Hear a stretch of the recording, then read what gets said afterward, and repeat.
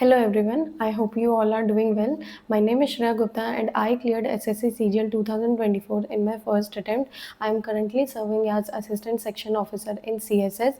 In the last video, I talked about the strategy that as a beginner you can follow to clear this exam. But in this video, I'll be sharing about all the resources that I followed in my preparation journey. I'll link the last video in here so that if anyone wants to check out that video, they can watch it. But before starting out this video, I would like to thank all of you. I'm really grateful for all the love and attention that you all have given me. Like जब मेरी training start हुई थी 21 जुलाई को, तब मैंने एक reel डाली थी एंड उसके बाद से तो आप लोगों के इतने सारे मैसेजेस आ रहे हैं, इतना ज़्यादा सब कंग्रेचुलेट कर रहे हैं, सब इतना बहुत अच्छा लगता है ये सब पढ़ के कि आप लोग काफ़ी इंस्पायर्ड हो ये सब देख के। तो I am really grateful for that. बाकी नेगेटिव कमेंट्स तो आते ही हैं, उसका क्या कर सकते हैं, वो तो हर जगह ही है, but the positive once, thank you दिल से, बहुत बहुत ग्रेटफुल हूँ मैं इन सब चीज़ों के लिए। मैं ट्राई करती हूँ कि आप सबका रिप्लाई दे दूँ, बट वो बहुत ज़्यादा मैसेजेस हो गए हैं, बहुत ज़्यादा कमेंट्स हो गए हैं, प्लस अभी मेरी ट्रेनिंग भी चल रही है, तो काफ़ी हेक्टिक हो जाता है सारे मैसेजेस का रिप्लाई करना। बट आई एम ट्राइंग कि जो भी जनरल क्वेरीज़ हैं आप लोगों की, जो भी जनरल क्वेश्चंस होते हैं, उनको मैं ऐसे वीडियोज़ में आंसर दे दूँ, आंसर कर दूँ। So let's start with the video. तो let's start with maths. Maths के लिए सबसे पहले मैंने जब प्रिपरेशन स्टार्ट करी थी तो मैंने ये किरण की बुक ली थी, बट इसको करते करते आई रियलाइज्ड कि मैं इसको सॉल्व तो कर लेती हूँ, ट्रेडिशनल मेथड से हो जाता है। बिकॉज होता क्या है, 10th तक लेवल तक का सिलेबस आता है, वो तो सबको आता ही है, तो आप किसी ना किसी वे में तो सॉल्व कर लोगे। बट यहाँ पे मेन फैक्टर ये होता है इस एग्ज़ाम में कि आपको कम टाइम में सॉल्व करना है, बिकॉज यहाँ पे टाइम का बहुत बड़ा फैक्टर हो जाता है। तो आई रियलाइज़्ड कि मुझे किसी टीचर से पढ़ना पड़ेगा, किसी का कोर्स लेना पड़ेगा, बिकॉज़ वो जो ट्रिक्स सिखाएँगे, वो जो मेथड सिखाएँगे, उससे ही फिर टाइम हमारे पास बचना शुरू होगा। तो वो चीज़ करने के लिए ही मैंने कोर्सेज़ लिए थे, इसलिए मैं अभी भी सजेस्ट करती हूँ कि आप कोर्स ले लो। बुक से आप कर तो लोगे, बट टाइम वाला इश्यू आ जाता है फिर। तो मैंने इवन कोचिंग सेंटर का कोर्स लिया था, both mains and pre batch. Bhutesh sir वहाँ पे पढ़ाते हैं, तो मुझे उनका कंटेंट काफ़ी अच्छा लगा। जो कंटेंट था वो भी कम था, कंपैरेटिवली ड्यूरेशन उसकी कम थी, प्लस काफ़ी क्रिस्प था, नोट्स वगैरह सब प्रोवाइडेड होते थे, मुझे उनका अच्छे से समझ भी आता था। तो अब आप लोगों में से काफ़ी लोगों का ये डाउट होता है कि कोर्स का ड्यूरेशन बहुत बड़ा है, तो कुछ चैप्टर्स होंगे फॉर एग्ज़ाम्पल मैथ्स में जो आपको आते होंगे पहले से, या फिर मतलब है कि हाँ, जल्दी समझ आ जाएँगे, तो आप उनको फाउंडेशन कोर्स से मत करो, दैट इज़ टियर 1 कोर्स से मत करो, उनको आप टियर 2 से कर लो, आपको समझ आ जाएगा तब भी, बिकॉज़ टियर 2 में भी थोड़ा कंसाइज़ होता है, प्रैक्टिस कम होती है, बट कॉन्सेप्ट सारे रहते हैं, तो आप ये कर सकते हो।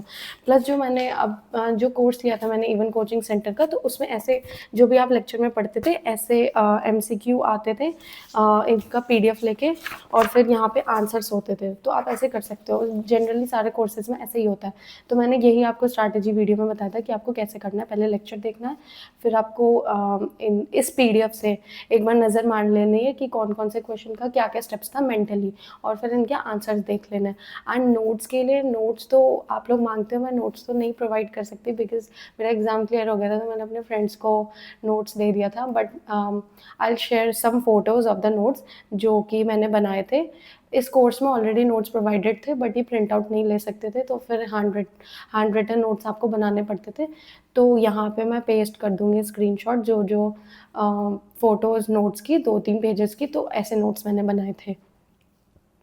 एंड कैलकुलेशन के लिए द पंडित का मैंने प्रोमॉक्स लिया था, तो उसमें कैलकुलेशन क्विज़ेस अवेलेबल थी, तो मैंने वो वाली करी थी, प्लस साइड बाय साइड भी थोड़ी बहुत कभी ऑनलाइन कहीं से कर ली, तो ऐसे था, ऐसे कर लिया था। तो ये था मैथ्स का। बेसिकली मैंने इवन कोचिंग सेंटर से ही पढ़ा था, मेंस एंड प्री बैच से। Next we'll talk about reasoning. Reasoning के लिए भी पहले मैंने किरण की वाली बुक ले ली थी, इसको भी मैंने सॉल्व कर दी थी, बट इसमें भी वही था, ट्रिक्स वगैरह तो जाननी पड़ेंगी ना, तो इसमें लिखी तो रहती है, बट कोई टीचर आपको ज़्यादा अच्छे से समझा सकता है। तो फिर मैंने रीजनिंग के लिए भी इवन कोचिंग सेंटर से उसमें कमल सर पढ़ाते हैं, उनका कोर्स लिया था। मैंने फाउंडेशन कोर्स नहीं लिया था उनका, मैंने मेंस बैच लिया था। वो भी मैंने कम देखा था बिकॉज़ उन्होंने यूट्यूब पे ही काफ़ी अच्छे वीडियोज़ डाल रखे हैं, चैप्टर वाइज़ सारे कॉन्सेप्ट बता रखे हैं, प्लस उनका एक क्यूआरबी करके बैच चला था, तो वो मैंने देखा था एंड प्रैक्टिस मैंने इससे कर ली थी। ये भी मैंने स्टार्टिंग में ही किरण से प्रैक्टिस करी थी, बाकी उनके भी जैसे ये मेंस बैच का था, तो ऐसे एमसीक्यू टाइप्स के थे, तो जैसे वो मैथ्स में था वैसे ही था और पीछे आंसर्स होंगे। तो मैंने क्या किया था कि जैसे मैंने मेंस बैच लिया था, तो जो चैप्टर्स मुझे आते थे उनका मैंने कॉन्सेप्ट देख लिया, तो मैंने पूरा नहीं देखा, सीधा एमसीक्यू लगा ली, पीडीएफ कर ली। एंड उनके ऑनलाइन भी यूट्यूब पे भी काफ़ी वीडियोज़ थे, तो वो वाले मैंने ज़्यादा करे थे। रीज़निंग की प्रैक्टिस तो क्वेश्चंस की कमी नहीं है, आप किसी भी बुक से कर लो, बट आई विल सजेस्ट कि पिनाकल सही है इस मामले में, बिकॉज़ उसमें जैसे किरण में एक ही पैटर्न के 20-30 क्वेश्चंस होंगे, बट पिनाकल में थोड़े कम होते हैं, अलग-अलग टाइप के क्वेश्चन ज़्यादा होंगे, तो आपका इससे टाइम सेव होगा। तो रीज़निंग तो मैंने ऐसे करी थी और नोट्स भी मैंने जैसे मैथ्स के बनाए थे, वैसे ही रीज़निंग के बनाए थे, जिन-जिन में नीड है। तो आई विल से कि आप रीज़निंग तो यूट्यूब से भी कर सकते हो, बट इसके लेक्चर ज़रूर देख लेना, सिर्फ बुक से मत करना, बिकॉज़ रीज़निंग में तो काफ़ी जगह ट्रिक्स वगैरह इन्वॉल्व होती है, इसमें तो ज़रूरी है। नेक्स्ट हम चलते हैं इंग्लिश में। इंग्लिश में भी मैंने किरण की बुक ले ली थी। हुआ क्या था कि स्टार्टिंग में मेरे को पता नहीं था ज़्यादा, तो मैंने ना किरण की सारे सब्जेक्ट्स की बुक्स ले ली थी। तो स्टार्टिंग तो मैंने बुक से ही सारी करी थी, बट धीरे-धीरे करते-करते रियलाइज़ हुआ कि नहीं यार, टीचर से भी थोड़ा पढ़ना पड़ेगा, बिकॉज़ बुक से तो आप तो पढ़ सकते हो, लेकिन टीचर से थोड़ा टाइम कम लगता है, तो इस वजह से। तो मैंने इस बुक को भी काफ़ी बार सॉल्व करी थी, प्लस मैं इंग्लिश मीडियम से थी, तो मुझे ज़्यादा ज़रूरत तो नहीं थी, बट आई रियलाइज़्ड कि कुछ रूल्स वगैरह हैं जो हम डेली लाइफ में यूज़ नहीं करते, बट यहाँ पे यूज़ होती है एग्ज़ाम्स में। तो उसके लिए फिर मैंने कोर्स देखा था, अमन वशिष्ठ सर की एक ग्रामर की फ्री यूट्यूब प्लेलिस्ट है, तो वो वाली देखी थी, एंड उनके फ्री नोट्स भी थे। तो ये मैंने डाउनलोड कर लिया था और मैं ग्रामर के नोट्स इसी से पढ़ती थी। इसके मतलब ये तो एक पार्ट है, इसके 2 पार्ट और हैं, तो वो इतना कुछ होता था, तो उनसे पढ़ती थी। ये नोट्स मुझे काफ़ी अच्छे लगे थे, मैंने इसको कम से कम 5-10 बार तो रिवाइज़ कर लिया होगा, तो इसमें सारे कॉन्सेप्ट्स थे। मैं इसका लिंक अटैच कर दूँगी डिस्क्रिप्शन में। मैं जितने भी मतलब ये बुक्स वगैरह रेफ़र कर रही हूँ, मैं सबका ही लिंक अटैच कर दूँगी डिस्क्रिप्शन में, आप वहाँ से देख लेना। तो ग्रामर के लिए तो मैंने यहाँ से पढ़ी थी, एंड बाकी मॉक्स वाला पार्ट मैं आपको लास्ट में बता दूँगी। वोकैब के लिए मैंने ब्लैक बुक करी थी। तो ये तो इसमें भी मैंने ये जैसे OWS, एंटोनी वगैरह के जो स्टार्टिंग के पार्ट्स होते हैं ना, ये मैंने ज़्यादा कर लिए थे, और इनमें भी जैसे मैंने मार्क कर रखा है ऐसे। तो ये कुछ-कुछ थे जो मैं बार-बार भूल जाती थी, तो मैं रिपीट भी करती, तो इनको पहले देखती थी। बट एग्ज़ाम से जस्ट पहले आप सारे देख लेना। क्या होता है कि एग्ज़ाम से जस्ट पहले जो आपने नहीं देखे, तो उसके भी चांसेस होते हैं भूल जाए। 1-2 बार तो उनको भी देख लेना। तो वो कैब मैंने यहाँ से करी थी। एंड इंग्लिश के लिए मेंस में मैंने अमन सर का ही मेंस प्रैक्टिस बैच ले लिया था, तो वो भी काफ़ी हेल्पफुल था। उसमें बहुत सारे मॉक्स थे, बहुत सारे प्रैक्टिस क्वेश्चंस थे, प्लस प्रीवियस ईयर में जितने भी आए थे लास्ट 5 इयर्स के रिपीटेड, तो वो सारे भी थे। उन्होंने नेमोनिक्स से काफ़ी कुछ याद करा रखा था, तो वो भी सही था। बट आई विल सजेस्ट कि अगर आपकी इंग्लिश वीक है, आपको स्टार्टिंग से पढ़ने की ज़रूरत है, तो आप कोर्स ज़रूर से ले लेना। अब आप लोग बोलोगे कि मैं कोर्स करती रहती हूँ, वो मैं इसलिए करती हूँ बिकॉज़ एक टीचर से पढ़ना इज़ बेटर देन खुद से पढ़ना। यहाँ पे टाइम का कंस्ट्रेंट बहुत ज़्यादा है। आप चाहोगे कि आप कम से कम टाइम में एग्ज़ाम क्लियर कर लो, ऑलरेडी सिलेबस इतना वास्ट होता है, तो आप ऐसा कुछ भी नहीं कर सकते कि आपका टाइम और ज़्यादा लगे। तो इस वजह से मैं कहती हूँ, खुद से भी आप पढ़ सकते हो अगर आपकी अच्छी है तो। बट बाकी आप पे ही डिपेंड करता है, और नहीं बोलूँगी मैं। तो नेक्स्ट हम चलते हैं जीके पे। जीके पे मैंने सबसे पहले ये लूसेंट खरीद ली थी, और इसमें लूसेंट में क्या है, आप इससे रीड तो कर सकते हो, बट जो बच्चे बुक्स नहीं पढ़ते तो उनको बोरिंग लगेगी। तो फिर मैंने ये छोड़ दिया, फिर मैंने यूट्यूब पे वीडियोज़ देखना स्टार्ट करी। तो मैंने एक परचम क्लासेस करके भी चैनल है, वहाँ से भी पढ़ा था, उनके मैंने कोर्स लिए थे, उनके मैंने नोट्स डाउनलोड कर लिए थे, बट वो काफ़ी ना वास्ट है, इतना टाइम नहीं। अब वो मैंने देख लिया था पूरा किसी तरह, बट वो इतना रिटेंशन नहीं था, प्लस वो बहुत वास्ट था, तो इतना आप रिवाइज़ भी नहीं कर सकते। Then I switch to Parmar SSC, तो उनका ये चीज़ सही था कि वो रिपीट बहुत ज़्यादा करते हैं, वो इतनी बार एक ही चीज़ को बोलोगे कि आपके दिमाग में सेट हो जाएँगे। तो ये मेरे कुछ नोट्स थे, जैसे ये परमार सर का एफआरबी सीरीज़ के नोट्स थे, तो ये काफ़ी हेल्पफुल रहते हैं लास्ट मिनट रिवीजन के लिए। एंड हाँ, ये भी वही है। वन शॉट नोट्स थे, जो मैं कहती हूँ कि वन शॉट ज़रूर देख लो, ये सब भी रिवाइज़ करने के लिए काफ़ी सही रहता है। तो ये लास्ट ईयर्स में जितने भी आए हैं, तो इसमें वो क्वेश्चंस आए हैं, वो सारे पॉइंट्स कवर्ड रहते हैं, तो काफ़ी ज़्यादा हाई चांसेस हैं कि आप ज़्यादा से ज़्यादा क्वेश्चंस कर लोगे। जैसे ये केमिस्ट्री के वन शॉट है, ये परचम क्लासेस के जो मैंने नोट्स लिए थे, ये थे। ये आप देख सकते हो कि ये एक टॉपिक कितना बड़ा है, तो ये चीज़ थोड़ी-सी वास्ट हो जाती है, बट कोर्स बहुत अच्छा है। अगर आपके पास टाइम है तो आप ये वाला भी ले सकते हो। ये बीएफआरबी है, ये भी वैसे ही है। एंड ये कुछ क्वेश्चंस थे, पिनाकल के थे ये, चैप्टर वाइज़। एंड जीके में मैंने ये किरण भी ली थी।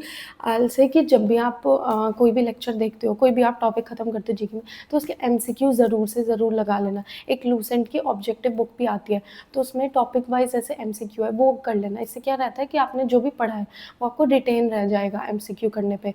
तो जब भी आप टॉपिक करो उसके एमसीक्यू लगा लो।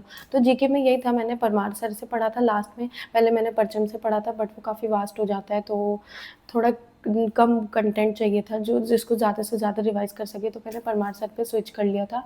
एंड बाकी एमसीक्यू भी मैंने पूरे लगाए थे। एंड जीके में करंट अफेयर्स का जो है, तो वो तो मैंने आपको लास्ट वीडियो में भी बताया था कि लास्ट के 2-3 महीने में ही करना उसको, तब याद भी रहता है। और मंथली करना है, डेली कभी नहीं करना। मैं डेली करती थी बट वो वेस्ट था, तो मंथली ही करो, और वो भी लास्ट के 2-3 महीने के।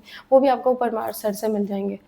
सो next we'll talk about mocks. Mocks मैंने सबसे पहले टेक्स्ट बुक के लिए थे, बट वो मुझे काफ़ी मतलब ईज़ी लेवल के लगे, ईज़ी टू मॉडरेट। तो मैंने फिर द पंडित्स के प्रो मॉक्स करके मॉक्स आते हैं, वो ले लिए थे। उनका क्या है, वो हर लेवल के मॉक्स बनाते हैं, ईज़ी, मॉडरेट, डिफ़िकल्ट। तो ये चीज़ काफ़ी सही रहती है, बिकॉज़ अगर रियल एग्ज़ाम में आपका हार्ड मॉक आ जाता है, तो आपने जस्ट बिकॉज़ आपने प्रैक्टिस करी है पहले हार्ड मॉक की, तो वहाँ पे आप ईज़िली टैकल कर सकते हो। उतना पैनिक क्रिएट नहीं होगा माइंड में जितना अगर आप फर्स्ट टाइम कोई हार्ड मॉक दे रहे हो। प्लस ईज़ी मॉक्स में क्या रहता है, आप उसमें सिली मिस्टेक बहुत ज़्यादा कर सकते हो। तो वो चीज़ की भी प्रैक्टिस होनी चाहिए कि आप हर लेवल के मॉक दो। तो द पंडित्स का मुझे ये चीज़ अच्छा लगा था। एंड उसके बाद मैं वीकली लाइव मॉक्स भी देती थी। मैंने आरबीई के दिया, ऑलिव बोर्ड के दिए, सबके दिए। तो आई विल सजेस्ट कि आप 2 मॉक्स ज़रूर लेना। द पंडित्स के प्रो मॉक्स तो ज़रूर से ज़रूर लेना, बिकॉज़ उनका लेवल काफ़ी सही रहता है। प्लस वो वीडियो सॉल्यूशंस भी प्रोवाइड करते हैं, जो कि काफ़ी जो टीचर्स होते हैं काफ़ी अच्छे वे में सॉल्यूशन आपको बता देते हैं। कैसे आप इस क्वेश्चन को एग्ज़ाम में कर सकते थे, क्या क्या स्टेप्स रहने चाहिए, तो वो चीज़ इसकी काफ़ी प्लस पॉइंट है। एंड साथ में एक और मॉक ले लेना, ऑलिव बोर्ड या फिर टेक्स्ट बुक। एंड ज़्यादा से ज़्यादा क्विज़ेज़ देना। जैसे मैं टेक्स्ट बुक का करती थी मॉक्स, तो मैंने ले रखे थे, तो उसमें क्विज़ेज़ भी बहुत सारे होते थे, हर चैप्टर के, हर सब्जेक्ट के। तो वो चीज़ भी काफ़ी सही रहती है। एंड जीके में बहुत ज़रूरी है कि आप ज़्यादा से ज़्यादा क्विज़ेज़ दो, बिकॉज़ वही याद रह जाता है।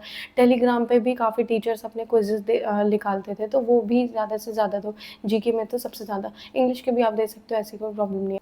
And for English I also bought English माध्यम मॉक्स। कॉम्प्रिहेंशन पार्ट के लिए वो बहुत सही रहता है, बिकॉज़ उनका जो लेवल होता है कॉम्प्रिहेंशन पार्ट के लिए, स्पेशली जो मेंस में आता है, तो उससे काफ़ी अच्छी प्रैक्टिस हो जाती है। तो मैंने वो लिया था। एंड मैं निमिषा बंसल के एडिटोरियल भी देखती थी स्टार्टिंग में। तो अगर आपका कॉम्प्रिहेंशन पार्ट वीक है तो आप वहाँ से कर सकते हो। एंड मैंने द पंडित्स का एक पेड बैच करके भी आता है मेंस का, वो भी लिया था। वो काफ़ी सही रहता है, अगर आप ले सको तो उसे ज़रूर लेना। उसमें होता क्या है कि आपको डेली एक टाइम टेबल मिलेगा, डेली टारगेट्स मिलेंगे, प्लस वो सोर्सेज़ भी प्रोवाइड करते हैं कि आपको कहाँ से क्या-क्या करना है। एंड वो काफ़ी बेनिफिशियल रहता है, बिकॉज़ एक अकाउंटेबिलिटी फैक्टर आ जाता है कि आपको खुद से नहीं करना, आपको सामने वाला बता रहा है, प्लस आपको दिख रहा है कि इतने बच्चे भी ये कर रहे हैं। तो आप अगर आप कहीं न कहीं ये नहीं करोगे तो आप पीछे रह जाओगे इनसे। प्लस वो जो कंटेंट प्रोवाइड करते हैं, जो भी सोर्सेज़ वो प्रोवाइड करते हैं, वो काफ़ी अच्छी क्वालिटी के रहते हैं। काफ़ी कम टाइम पे बहुत सारी चीज़ें रिवाइज़ हो जाती हैं। तो ये चीज़ आप ज़रूर लेना, टाइम टेबल वाला फैक्टर यहाँ से सॉल्व हो जाएगा। एंड अगर वो नहीं भी होता है तो उनके द पंडित्स के जो पब्लिक चैनल है उस पे भी डेली टाइम टेबल आता है विद सोर्सेज़, प्री के लिए भी, मेंस के लिए भी, तो आप वो भी देख सकते हो। कंप्यूटर के लिए मैंने सचिन अरोड़ा सर के लेक्चर्स देखे थे, द पंडित्स वालों ने उनके नोट्स में प्रोवाइड कर लिए थे, तो वो काफ़ी सही रहता है। एंड टाइपिंग के लिए आप प्री के बाद डेली 50 मिनट्स की टाइपिंग करोगे, तो कहीं न कहीं आपकी आराम से स्पीड बन जाएगी। 27 रिक्वायर्ड होती है, बट आप 35 तक उसको ले जाओ और ज़्यादा टाइम नहीं लगता। डेली करोगे तो स्पीड बन जाती है। So I have shared all the resources that I followed in my preparation journey. But before ending this video, I would like to share some lines. आप लोगों के मैसेजेस आते हैं कि डर लग रहा है, एंग्जाइटी हो रही है, इतना कंपटीशन है, कैसे होगा? तो देखो, ये तो सबके साथ होता है। जब मैं अपने प्रिपरेशन जर्नी पे थी, तो मुझे भी लगता था यार इतने सारे लोग हैं, इतना कंपटीशन है, मैं तो फ्रेशर हूँ, इतने रिपीटर्स भी हैं, कैसे होगा मेरा, क्या होगा? तो ये तो नॉर्मल है, देखो सबके साथ ही होता है। बट जो बच्चा इन सब चीज़ों के बीच में भी पढ़ लेता है, कंसिस्टेंट रहता है, तो वो आगे निकल जाता है, बिकॉज़ डर सबको ही लगेगा। बट अगर आप इसमें भी पढ़ रहे हो, तो आप कहीं न कहीं एक एज ले लेते हो बाकी बच्चों में। अब देखो इतना तो है नहीं कि बिल्कुल ही मन मार दोगे, बैकग्राउंड में चलता रहता है डर हमेशा। बट आप ट्राई करो कि उस पे ज़्यादा ध्यान ना दो, आपका जो काम है पढ़ने का काम वो आप डेली करो, पूरा रिवाइज़ करो, मॉक्स दो, अच्छे से करो, स्ट्रैटेजी सही रखो। सब चीज़ अगर आप सही रखोगे तो ये छोटे-छोटे पॉइंट्स करके बाद में बहुत अच्छा रिज़ल्ट लाते हैं, तो आपका डेफ़िनेटली होगा। कंसिस्टेंट रहो, डर लगेगा कोई दिक्कत नहीं है, मेडिटेशन करो थोड़ा, बट ट्राई करो शांति से, मॉक्स वगैरह दो, प्रैक्टिस करो, तो हो जाएगा, इसकी कोई दिक्कत नहीं है। प्लस बाकी next video I am thinking कि मैं Q&A का बना दूँ, जो भी आपके छोटे-छोटे डाउट्स होते हैं, इंस्टा पे, यूट्यूब पे, कमेंट्स में, डीएम्स में, तो इन सब का मैं एक रिप्लाई दे दूँ, एक वीडियो बना के। अभी तो कुछ दिन बाद ही आएगी ये वीडियो, बिकॉज़ अभी थोड़ा बिज़ी चल रहा है मेरा शेड्यूल। अभी मेरी ट्रेनिंग चल रही है, अभी मैं कल ही लखनऊ से आई हूँ, इसलिए मेरी थोड़ी आँखें भी सूजी-सूजी है, नींद पूरी नहीं हुई। एंड इस वीक क्लासेस हैं, नेक्स्ट वीक हमें बैंगलोर जाना है फॉर स्टडी टूर, तो थोड़ा बिज़ी चल रहा है मामला। बट आई विल ट्राई कि मैं जल्द से जल्दी वीडियो बनाऊँ एंड आप लोगों के ये सारे मैसेजेस का रिप्लाई करूँ। Thank you once again for all the love and support that you all have shown me. मिलते हैं नेक्स्ट वीडियो में। Take care, bye.